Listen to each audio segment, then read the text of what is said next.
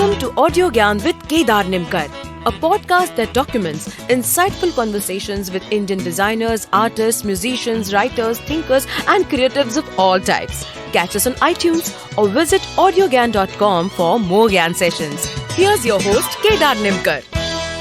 Today, I have Pinaki Dev with us on AudioGyan.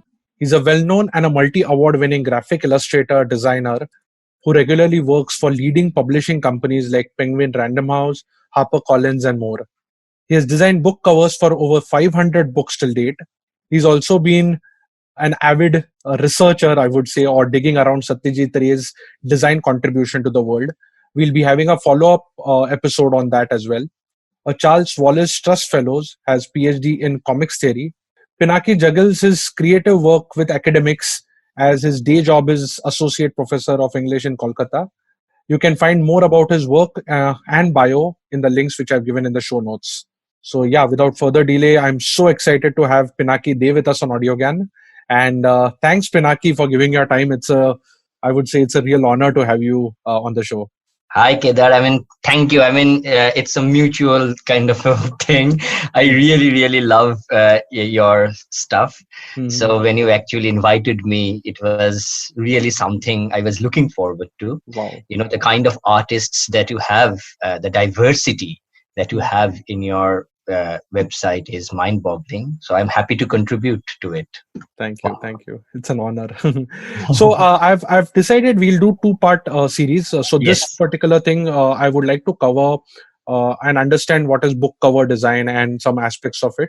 And in the second one, which is where we'll try and document some aspects of Satyajit Ray as a graphic designer, and I'll have like a separate episode on that with you as well. Wonderful. So yeah, in this we'll try and understand what is book cover design, and if you can start by telling us like a brief history of book cover as a design. I mean, like we can start with as old as we can go, and depending on your research and your understanding. Like I was particularly fascinated with this question of mine, is that was the first cover made for identification or say protection? And I mean, this is also where we can start. So I'll leave it to you. So I think the very idea of the book cover is as old as the book. Of course, without the cover, you cannot have the book, right? Because frankly, not only aesthetically, you're right. Looking at it from a utilitarian point of view, you need a cover which will bind the pages together, right? You cannot begin with pages per se. So basically, you do need a cover when you have a book. In fact, there is a beautiful, thought. If you actually look at the book without the cover, we call it a defaced book, right? So a book without the cover is called a defaced book. And this actually shows how essential the cover is to the ideological core of bookmaking process itself, right? So if the book is consists of pages, and even of course a digital book today, I think the cover, you need something to usher you inside the book, right? So the cover does that. The cover is the door to the book, and until you open the door, you don't go inside the book. Of course, if you look trace back in the history, if you look at the printing history, for example, the history of printing, the way it began, say even the early days of Renaissance, or even before that, the Gutenberg Bible, for example, it did have a cover, right? And even before that, the manuscripts, let's go beyond printing even, right? Look at the manuscripts, the old medieval manuscripts. They do also have a cover. So if you go and study the old medieval manuscripts, which are preserved in various repositories, okay, across the world, you will see they do also have a cover. So it's not as if, everything begins, first up. I'll just go even in the Indian context. Let me look at the Indian context. Have you seen the Puthi, for example, right? The old Puthi.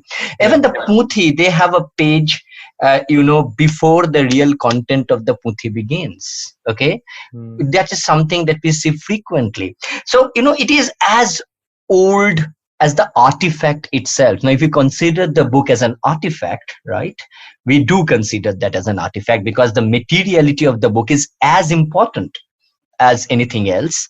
Then, of course, the cover is very much part of it. So historically speaking, you can go even before printing and see a cover. But what you are saying is right.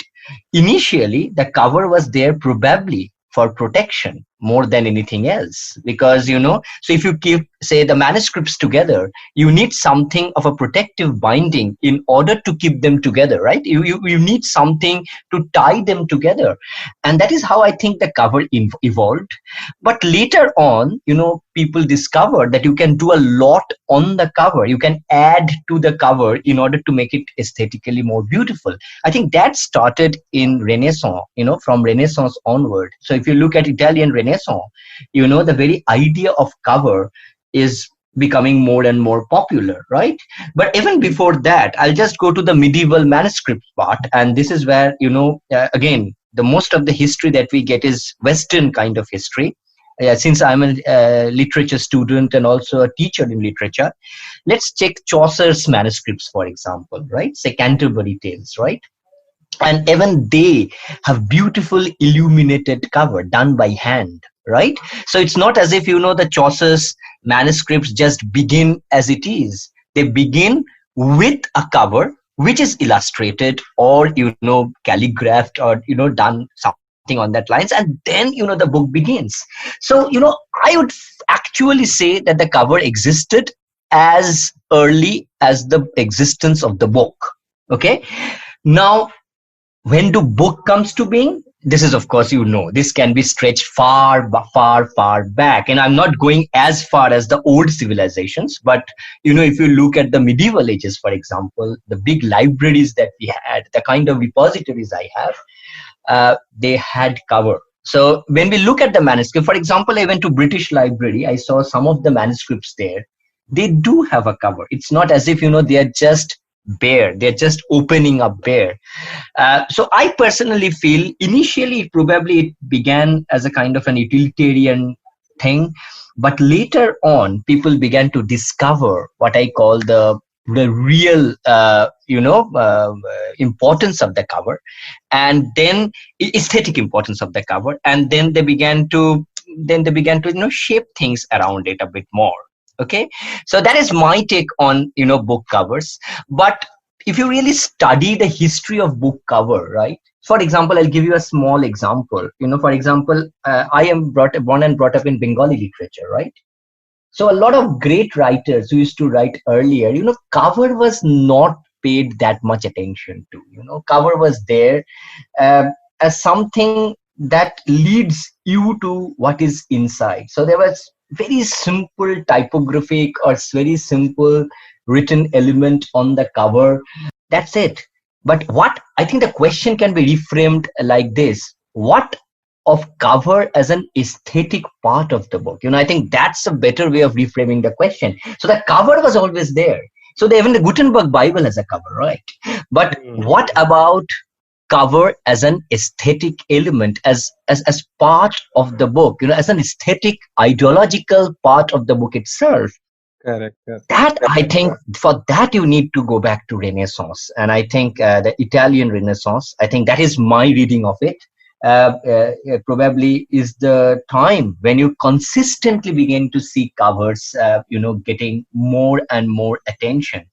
In England, of course, after printing came into being with, of course, Caxton, where Caxton actually is the person who first began printing, not in England, elsewhere. He learned printing in mainland Europe, then he brought it back to England. He began to also do covers. So frankly, sorry to interrupt, but how later was this after the Gutenberg?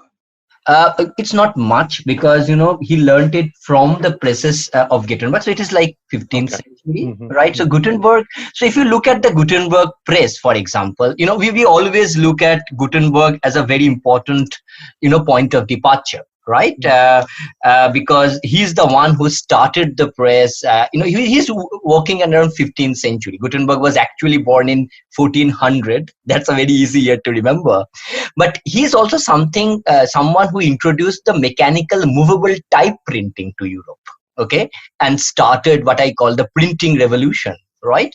But Gutenberg is, so it's not as if look, first of all, you have to understand the use of movable type is a marked improvement on the handwritten manuscripts, right, which was the existing method of book production in Europe. So book production was already there, but of course mostly it was handwritten manuscript. The invention of movable type created what I called the idea of book as a mass object, as an object of mass dissemination. And also there was woodblock printing as well. So it's not as if woodblock printing was not there before that, right? It was there, but he improved upon that, and his printing technology made it easier to make printing a kind of a more mass industry. But look, it is not only Gutenberg who did this printing stuff. There were a lot of other people who began to print books. So basically, for example, Gutenberg is printing around 1450. Let me give you a kind of a approximate date. Okay, so it's like 15th century, right? And in the beginning of the 15th century, there were many other people who are following Gutenberg and setting up printing presses.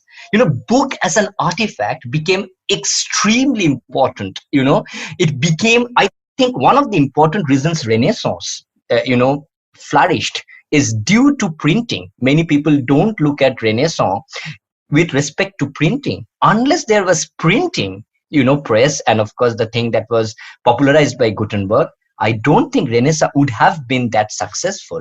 This is a big statement to make, but many books that support it.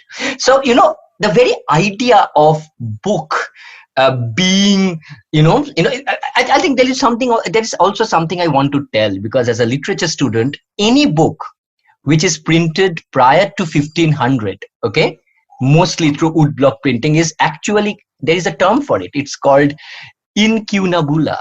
Okay, so if you actually go and search incunabula, any books printed prior to 1500 is basically called incunabula. But if you go around the city of Mainz, where of course Gutenberg somehow got everything together, there are a lot of clones after Gutenberg began this revolution. And these cities like Bruges, of course, today it is in, I think, Belgium, right? Correct. But if you look at all these cities, a lot of printing presses were actually struggling together. So William Caxton, let me actually put a date to it, because I think that's important, because Caxton, in a way, so Caxton was actually working around late 15th century. So Caxton again died in 1491, if I remember my literature correctly, and he's somebody who is working at around late 15th century. So he actually learned the entire process of printing from Bruges, and then he actually came back to England and applied all this together. Now, if you look at Caxton, what Caxton does is also crucial to the history of bookmaking, and of course to the history of cover design, for example. I personally feel Caxton, for the first time, looks at every aspect of bookmaking in separation. Earlier, books would have been just like handwritten manuscripts, and those handwritings were beautiful, I mean, frankly, if you look at them.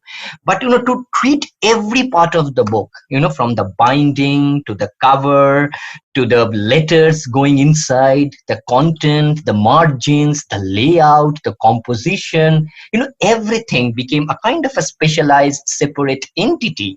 And that together, makes you form the book, as such, the very artifact of book. So, when you actually separate all these things, what happens is everything becomes equally important. Cover, of course, became one of the elements that goes into the idea of bookmaking. So generally, cover began to be treated as something very, very interesting. So I personally feel you should look at Caxton.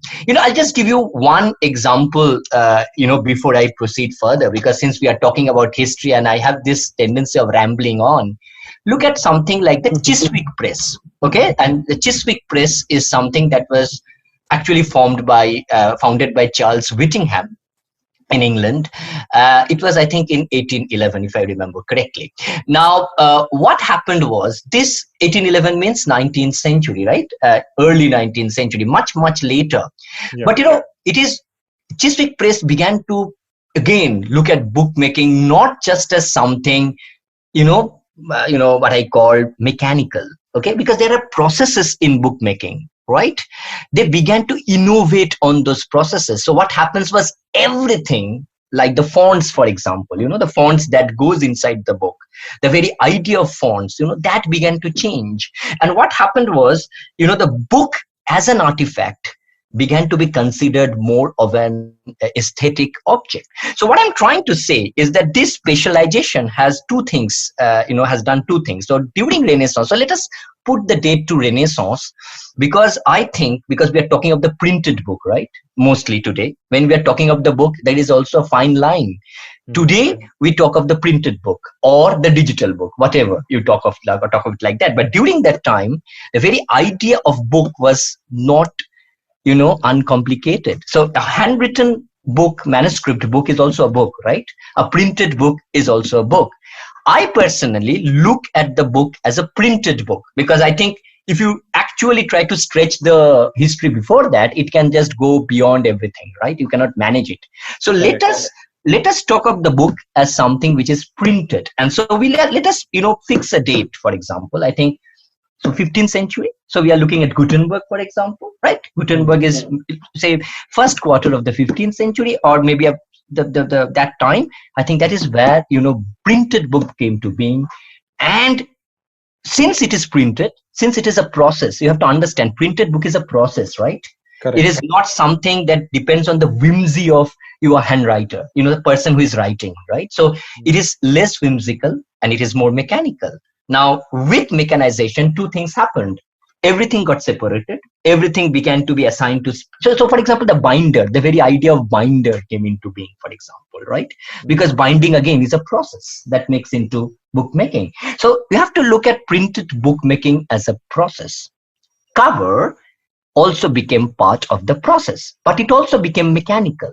That's my point, because the more you make it part of a process, the more mechanical it becomes, because you are also enamored by the technology that is coming in the way of bookmaking, because technology sometimes numbs you, right? It just completely blinds you to the aesthetic usage.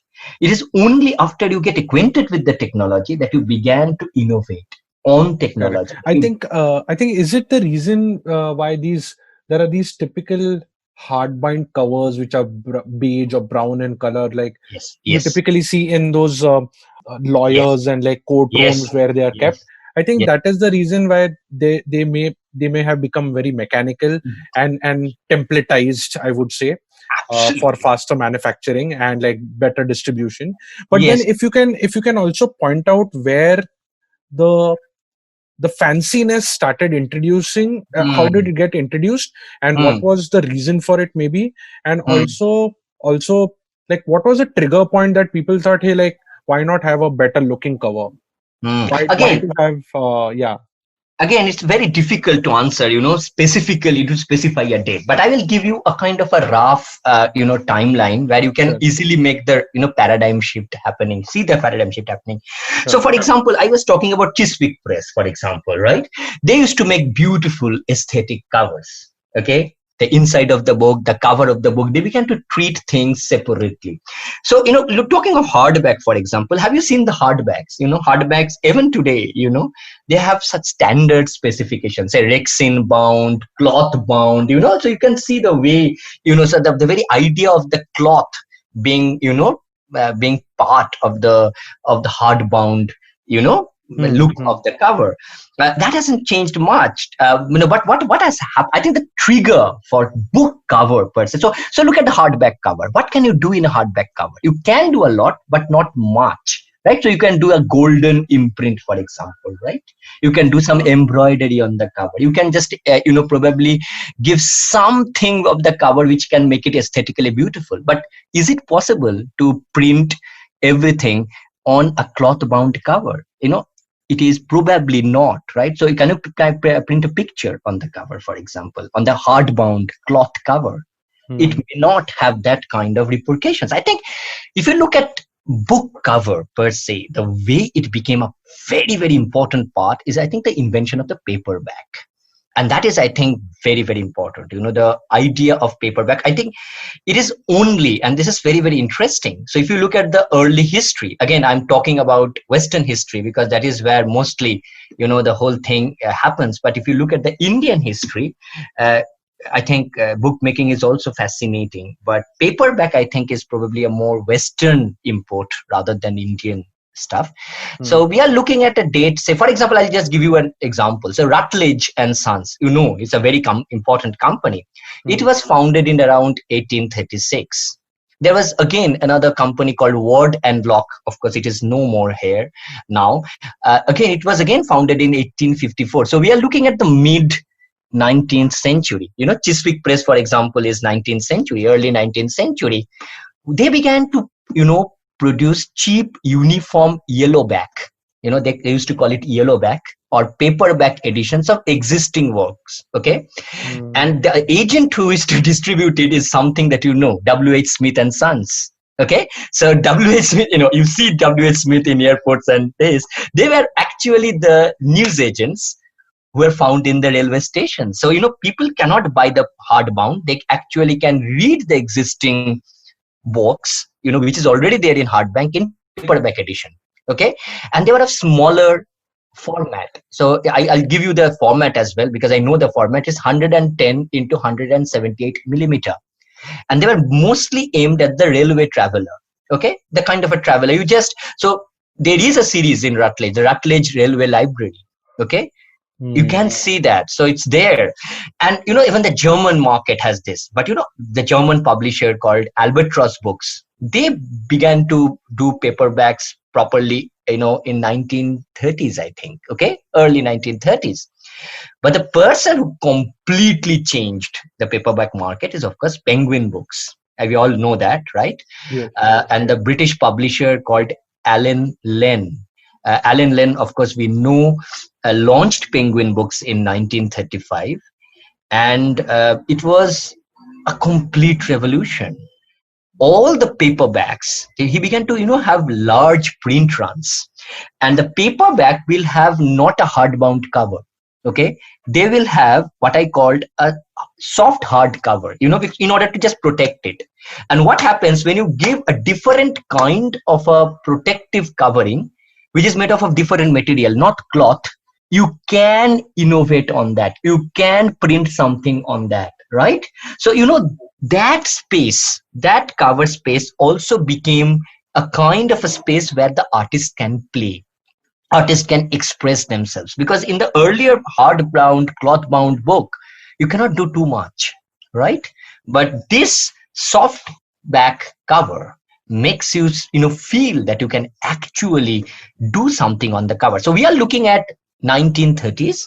So and was it the same time where the jacket concept also came into? Yes, the dust jacket. Yes. So what happened was once the paperback became a kind of a huge success, because originally they never thought paperback would be a great success. In fact, a lot of people actually call the paperbacks also pocket books, for example, right? Especially in America, on the other side of the Atlantic. Simon and Schuster, for example, okay, is somebody who created this idea called pocket book, right? So they have very large history. There is a person called Robert de Graaf. Okay, Robert de Graaf, Graaf, Graaf, and he innovated that in 1939. Okay, the pocket book, which is in America. Now happened in America. Now this paperback or pocket book, whatever you call it, right? They began to see that they are very popular, and then then the hardback industry began to take a hit, because what happened was you cannot do much, because the covers became very, very important in the paperback industry, right? The covers became their point of sale. People began to look at the covers and buy books. It became what I call the first seduction of a book. I always call book cover as the first seduction of the book, because you look at the cover and immediately you are attracted towards the book. Because if the cover is not, either you look for a book specifically, or sometimes you just browse. What is window browsing? You basically browse the cover, right? Not Mm. the book itself. You normally so paperback did that, because in paperback, say for example, you go to the railway stations, there are many books, displayed, and you look at the cover, you like it, and you just pick up the book. That's what a cover does. It lets you pick up the book. Okay, that is why I call it the first seduction. And then the hardback began to suffer. They thought, why not introduce something around the hardback which will make it as attractive as the paperback? And that is why they actually created the idea of the dust jacket, which actually protects the cloth bound, interior. Now, again, earlier there was nothing called the dust jacket before. And again, it happened after 1930s, 1940s. So that is what I'm trying to say. All these innovations are actually happening once the dust around printing settled. So if you look at, say, 15th century to the 20th century, it's a long time, right? So initially, when he was so obsessed with the very idea of, the mass-produced book, it is only later half, or maybe in the beginning of the 20th century, that you are awake to the potential. You became awake to the potential of creating what I call a beautiful looking cover as well, which can add to the value of the book. Okay, so basically today, of course, in fact, hardbound book has dust jacket. Today, of course, the technology has gone so far that you can actually may not have the paperback, cloth bound thing. You can actually print the cover on the hard board itself. Have you seen you must have seen a lot of books where the cloth is not there. Instead, you have the printed cover. So things have changed because the machines are better. They are completely, on a different level now. People have innovated more. So what I'm trying to say is that, to come back to your, question, and I think I gave a completely, a completely convoluted answer to it. But I think it's very important to understand that you have to understand the history of the book in order to understand the history of the book cover, because the cover is part of the book, right? And cover is only one part of the book. There are many other things which are part of the book as well. And that includes everything. Even the development of fonts, for example, that is also part of the book. For example, I'll just give you a very small, detour of something that I want to talk about. So, for example, the italics, the italics in fonts. Okay. Now, who is called the, father of italics? It is a person called Manutius. Okay. Manutius, who is a Renaissance, artist, printer. So Aldus Manutius, Aldus Manutius, and he actually created the idea of italics from Roman gravestones. Have you seen the Roman gravestones, the way it was written? So the very idea of italics may add to the layout of the fonts inside the book. That's an innovation, right? It came even in Renaissance, but it was used later. So again, it is not part of your question, that is the question related to cover, but these are all interlinked together. Correct. Even in the cover, you use fonts, right? It is not as if in the cover you don't use fonts. You may use a handwritten manuscript, a calligraphy, but you can also use a font. So, all these questions are deeply permeated in the history of the book. And sadly, we don't teach history of the book. The place where I sort of got my education, Jadavpur University, has a special course on the history of the book. And that is where I picked all this up. And that is where my interest about the book as an artifact came. Wow. So today, what we are seeing today, so I have mostly, given you a very, very simpler kind of a description of what a lot of things that happened in between. But you can actually chart the growth, chart the evolution, and look at the way the cover as an essential today. For example, if you even if you buy the book for a cover, for example, I'll give you a very small example. You have, say, Lolita, the book, right? How many covers do you have of the same book? Many. Yeah. So today paperback have ensured that you have got multiple covers of the same book. Animal Farm, for example, I'm talking of very, very important books, right? Even in India, for example, you look at the books, there are so many covers, alternative covers, and people don't even change the content, they change the cover. they resell the book. So today cover is very, very important, but it took a lot of time from say 15th century to what we are today. And look, I am actually taking 15th century because I'm actually talking about the book as something printed. Okay. Correct. Not because the book itself is again older than the Correct. history of. Correct. So actually, yeah, I mean, I understand that the amount of research you have done in the history part of to be like really great. So we'll just change tracks and come to the like the present day, and I have like 2-3 questions around that as well. One is obviously, so I mean, one is like able to sell the book, able to seduce the potential reader is like one function of the book. Are there any other functions which have come about today? Yeah, of course.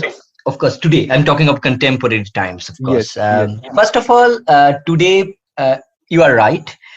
Since it is an industry, publishing is an industry. However small or big it is an industry. So you need to sell books, right? You create aesthetically beautiful objects, but you also sell books. So cover is a kind of a first selling point. Okay, so that's very, very important because as I've told you, it is the first seduction. It is the first thing that probably a reader or not a reader, a potential spectator would look at, while maybe an onlooker would look at in a book. But besides that, I also think, the art of the cover is equally important. And I know people may say, why? Because you are ultimately selling a book. But I think the art factor is important. I'll give you a small example here. Ulysses by James Joyce, right? The first cover of Ulysses of James Joyce, it was a cloth-bound edition. But even in a cloth-bound edition, it was designed by Henri Matisse, the great artist, of course, the great artist. And that became a talking point. So sometimes because Matisse didn't illustrate Ulysses directly, but he created what I call a subtext to the text inside. So the cover, if done well, again, that's something that's given, right? If it is done well, most of the time it's not done well, but if it is done well, also creates a subtext to what is inside. A good cover always reflects the content and the form of the text inside, of the discourse inside. So I look at cover as something more than just a selling point.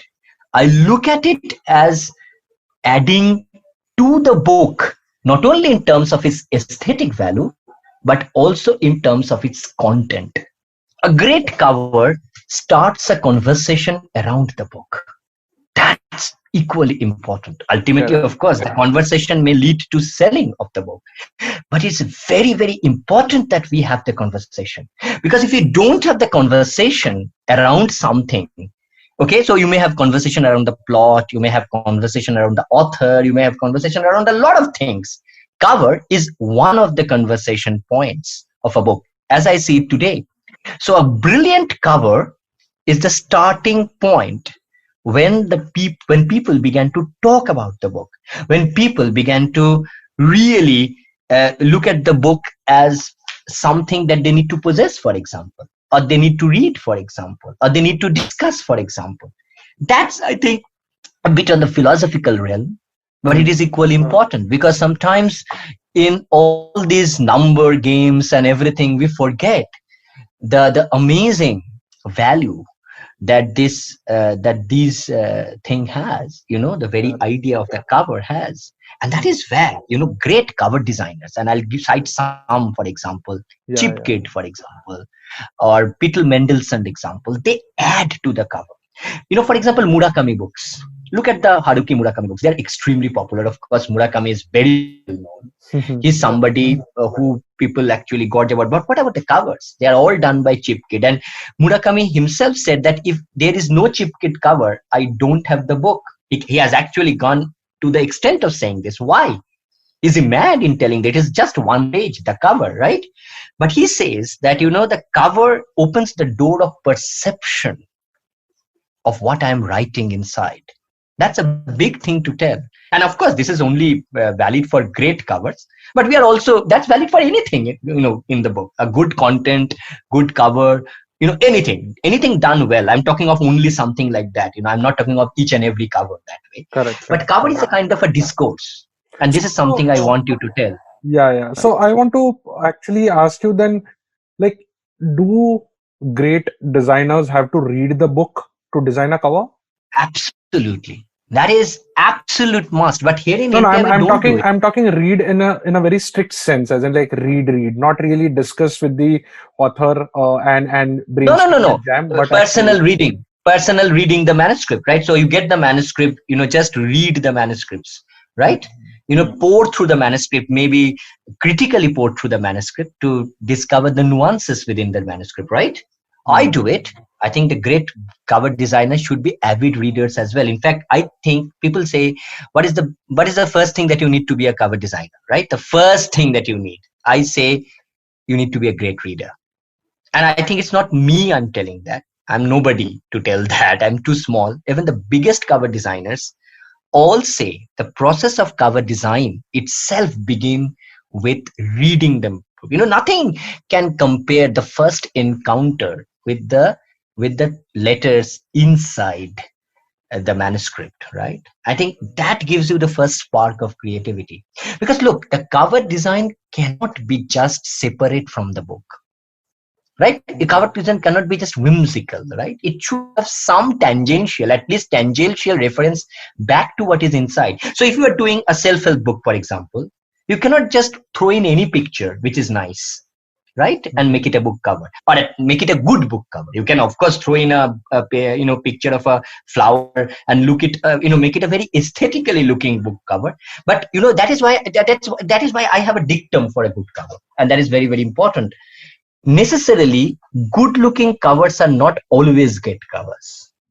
hmm, The great covers are those that actually can create what I called uh, create a kind of a discourse built around the text that is inside the book, right? hmm, So sometimes you have brilliant looking flowers, so you have covers, have say tendrils and soft things and all that. Inside you see that it's a very gothic story. There hmm, cannot be a disconnect between the cover and what is inside. A cover, and that is very, very, because it's a functional unit of the book. That is what I'm trying to tell, from my very start. It is very much part of the book. Look, cover is part of the whole, right? The book is the whole, cover is part of the book, whole. And you cannot just do anything, or you cannot just put anything on the cover to make it, just good looking. So hmm. looks are important, but that is not the sole importance of cover. A cover should be somehow, at least symbolically, metaphorically, attached to what is there inside the book. Because it is only I'm after turning, yeah, tell me. no, I'm not like an avid reader as such, but what I've also found out and figured out is that a lot of times the book cover may be really simplistic and it could be really abstract, but once Hmm. you really go through the entire book, you read it, then you can understand why this particular design was done, because it closes to the most it comes very close to the most nuanced subject matter of that book. And that's why also Hmm. creates a memory that, hey, I've read this book because I can, it's in my shelf, but I look at the graphic outside and it takes me back to that particular moment which the book uh, uh, established, right? Yes, or provokes. I Yeah. think I think that your point is so beautifully, you put it so beautifully, you know, and that adds to the value of the cover. Covers are also great memory souvenirs. Okay, they're like souvenirs to your memory. For example, I read something, a book. I may forget the book, but I remember the cover, and then remembering the cover, I connect to the book I read. So so sometimes the cover becomes the point, the point of memory around which the idea of that particular book revolves, right? So what I'm trying to say is that yes, sometimes there are abstract art put in, but it cannot be completely disassociated from the contents of the book. It may be that the covers doesn't depict realistically what is there inside the book. So sometimes you actually take, like any kind of art, you take recourse to symbolism, complex metaphors, and when you do complex metaphors, sometimes it becomes very abstract. So Mm-hmm. when you see the cover, you may not make sense of it, but once you close the book, right, Correct. You connect back to the cover. That happens. And that is how I think so. Cover is, of course, a great selling point. Cover is also a discourse of its own because it creates a subtext, right, to the text which is inside. It is also a great memory souvenir. Okay, it also, I think that your sentences actually add to the value of the cover, more than anything else. So what I'm trying to say is that it can be abstract, it can be realistic, whatever you depict in the cover. It can be only one type, bold type, nothing else. There are instances when there is nothing in the cover, it's only whiteness. There are instances, in very, very rare, but there are instances. But it should somehow trigger something in your consciousness that will actually allow you to get into the book. It's like a threshold. Can I use this term, threshold? It is the threshold you need to cross in order to delve inside the book, because unless you cross the threshold, you don't go inside. It's a place where we need to cross, inevitably cross. You may not like it sometimes, but you have to cross. Look at the physical act of opening the book. How do you open the book, right? You look at the cover and then you turn the page. The very physical act of turning the page, okay, is also associated with the history of book. The very act of, because if you don't turn, look at the way digital books are today. We love to read in Kindle, for example, right? Correct. Because it imitates the turning of the pages. Have you seen the way the Kindle turn of pages? I think nobody does better than Kindle. So there are many other digital readers that didn't do that well. I think the very idea of making the turning of page a very physical act. Correct. Okay. The flipping of imitated it. The flipping of it. So look, we dog ear a page, don't we? Dog ear a page. So we read.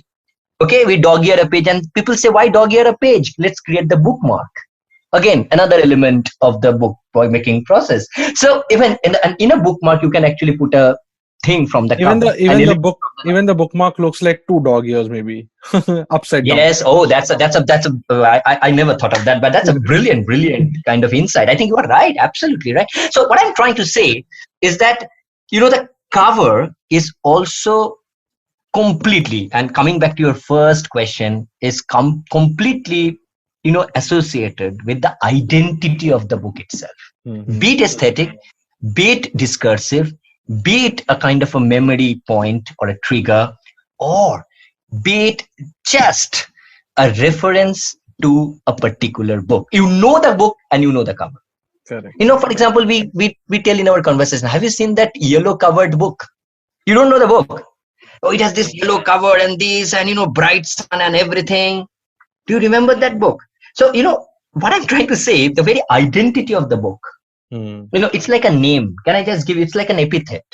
Okay. The naming. So it's not the name of the book. I think the cover is actually a kind of a name of the book.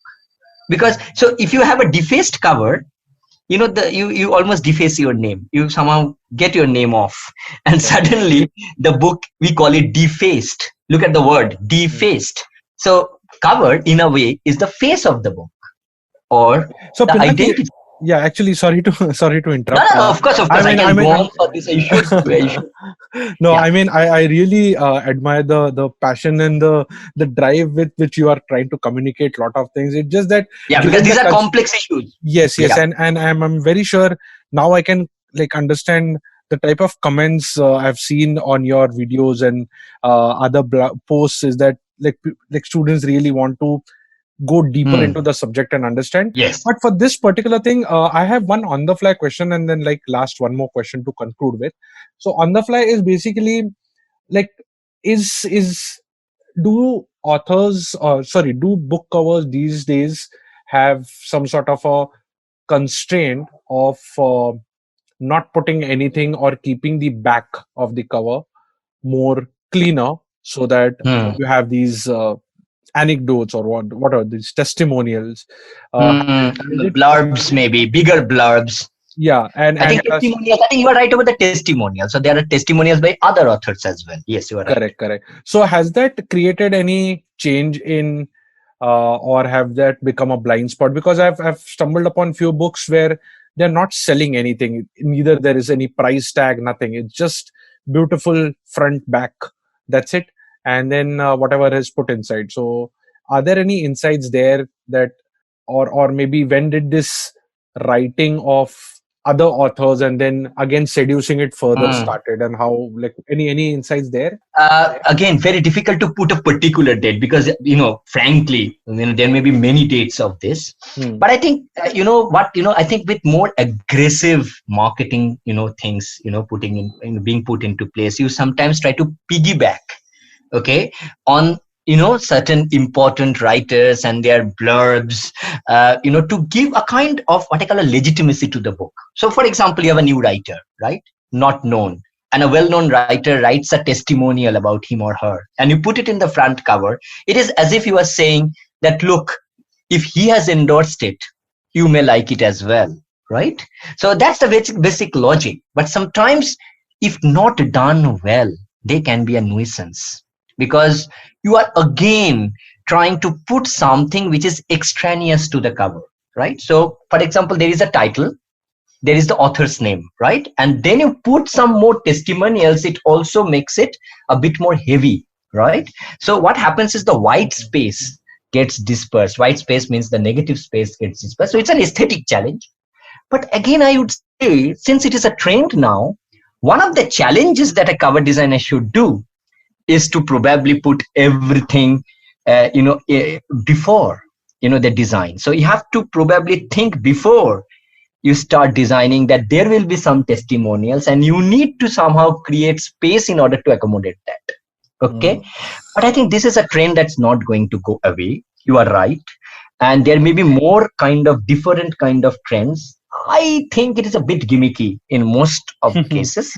Yeah. Very, very Marketing gimmicky. is gimmicky. Marketing is gimmicky by nature. Yeah, but we are also slaves to it. Look, I am under no illusion that I am creating art, but I am also creating art that needs to sell, right? So unfortunately, that's true. I mean, that's like plain speak. I may talk a lot about the cover, but when I'm given an assignment by a publisher, for example, he will run it through the sales team, whether you like it or not, right?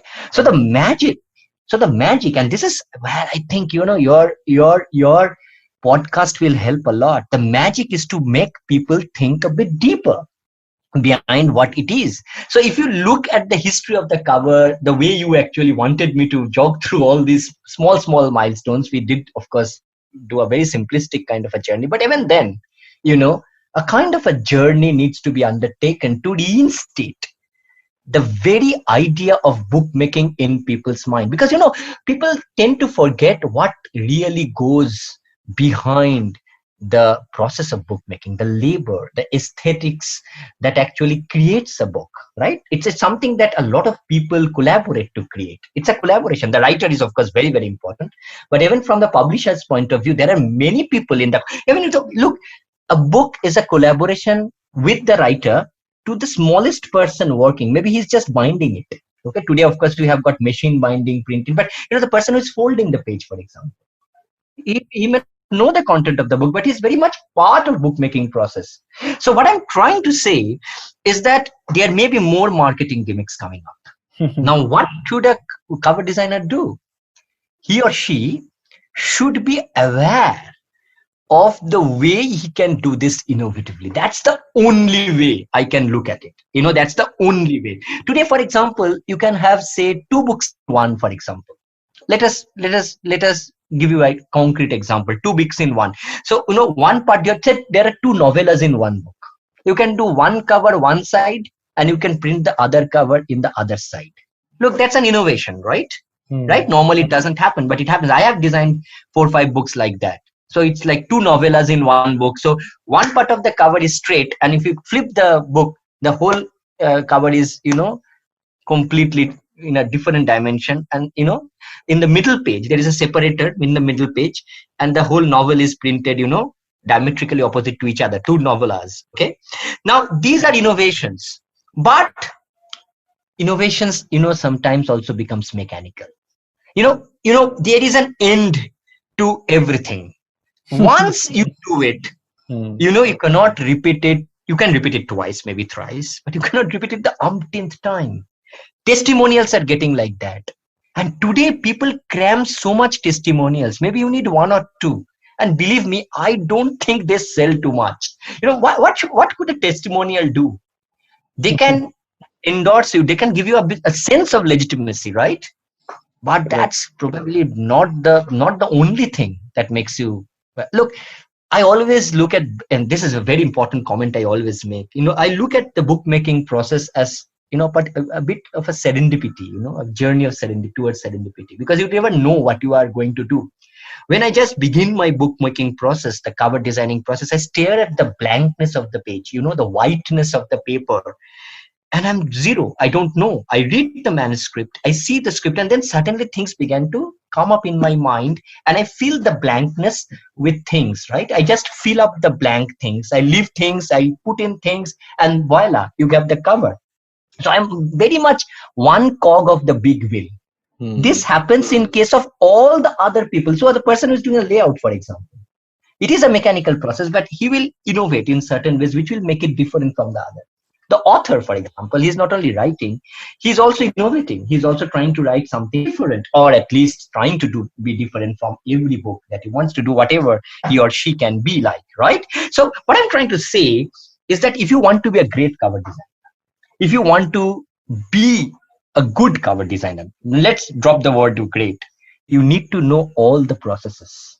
You need to be aware of what you are being part of. You cannot just be sitting blind and think that, look, I've done the cover and that's it.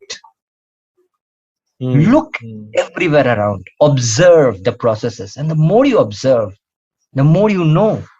I learned a lot from printing presses. You need to visit them. You need to say how a paper is rolled on, how a paper is stitched, because these are also not only technical issues, but these are also ideologically part of the bookmaking process. Beautiful. And you cannot then wish them away. Correct. Nobody does that. Yeah. And I feel a bit bad in this, because I think it's not about, I think the awareness is low. Yeah. I don't think the awareness is I wouldn't say awareness. Okay. Yeah, I would call it more of a nonchalance. No, They I would don't say care. like there. I mean, there are these again. We can get into a classical debate of whether the child is to be blamed or the parent. But I think most of the time it's parents who are probably not giving the right perspective to look at things, and that's where like professors like you will come into play and stimulate the curiosity. But sometimes publishers say that you think too much about the book, and I say nothing is too much. When you think about the book itself, it's one of the greatest creation of mankind. In fact, what I want to draw parallel and conclude with the last question is that if you look at book, there are movies made on books, right? Yeah. And now if you look at a trailer or a poster of a movie, it's again manifesting. We can draw a parallel of like it's a book cover, right? Or maybe the title card as well. Yeah, the title card. Yeah. So on that line, if like now the title card would be probably more akin to the content page. I think you are right. The trailer or the poster is probably more akin to. Yeah. No. So what I want to ask you is. What's the long-term future of book cover design? Because I don't know whether you are aware, but movie posters on Netflix and other OTT platforms are created on the fly. They just capture or screen grab a particular instance of a frame in a movie, and then the posters are created on the fly. These are not really posters, but can be called as thumbnails, right? Thumbnails. And so how do you envision like iBooks or Kindle? Do you think any change in trajectory of book design? Huge change. And I think artificial intelligence and other stuff in the future. So overall, what's the future that you think about or are thinking about? So basically, the future, I don't know, frankly, but I must tell you need to innovate a bit more. Again, artificial intelligence, as you are saying, they are coming in, but remember, there is a limitation to that. Ultimately, it is the human hand that will determine how you use something, right? Even if you are a coder, you need to put in the code, right, in order to code something. So human intervention will be there, but in what form? I think that's the more important question that you need to ask.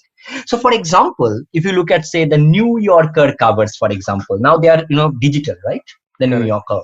Correct. So New Yorker covers were like one of the most important part of the book. People used to look at the New Yorker cover and say, wow, this is a book, and the love affair with New Yorker started with the cover, right?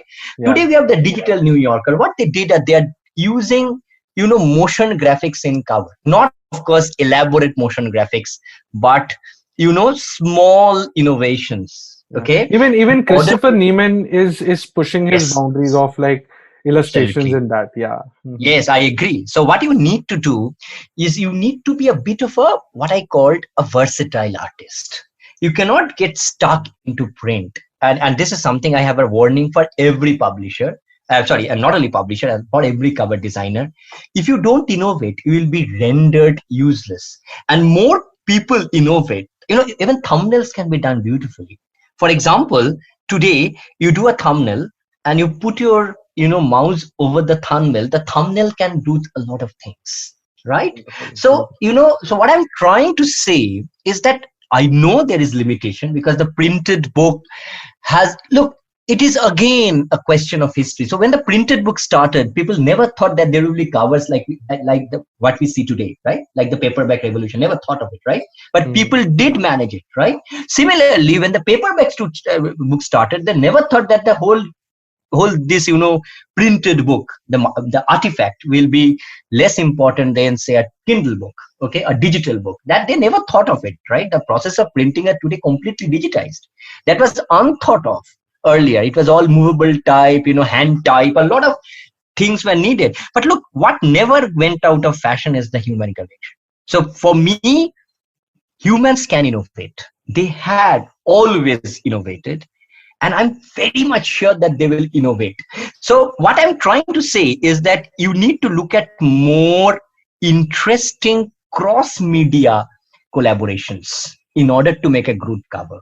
So maybe put something in animation, maybe if you want to do a kind of a motion graphic poster, for example. So you can do similarly a motion graphic cover. And you can put in a bit of animation, knowledge of animation, a bit of other stuff, aesthetics into play, and make it something, maybe aesthetics of installation art. Look into play and make it a very interesting cover. And, for example, the very idea of the digital book, remember, is actually happening in the screen. Okay, so basically the very materiality is not there, but you see it on the screen. And there are a lot of things that you can do on screen. Okay, so you need to be aware of that. And I'm not, I for one, I'm not too sure of really staying on with the printed books. Of course they will be there, very much there, but they may not be the only thing there. There may be other things coming up, and maybe, who knows, competing fiercely and put the printed book at the back burner.